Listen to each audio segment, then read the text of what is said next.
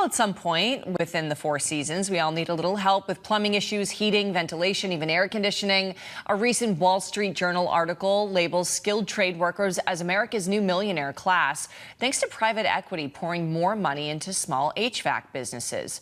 Despite it being a great source of income and flexibility, there are some issues with getting more new people to be involved in the trade. We spoke with LaCrosse, the CEO of the Billerica-based Medford Wellington, about the push for more people to get involved.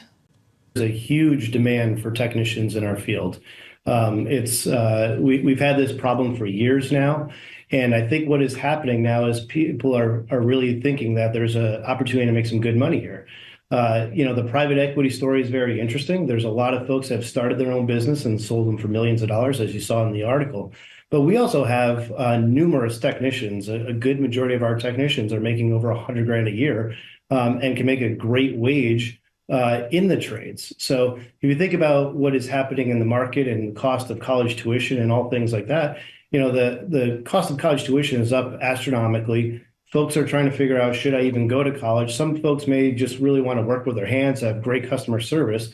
So the trades could be a great alternative to that. It's really been a great opportunity for folks to still make a great wage and a great career. We have folks that will be with us for just a few years and hit that six-figure number in their annual compensation. It's kind of an old stigma. When I grew up, my parents always said, Mike, you're going to college. Now, I think things are a little bit different, and people are realizing that it is a great career for folks to go into HVAC, electrical, plumbing.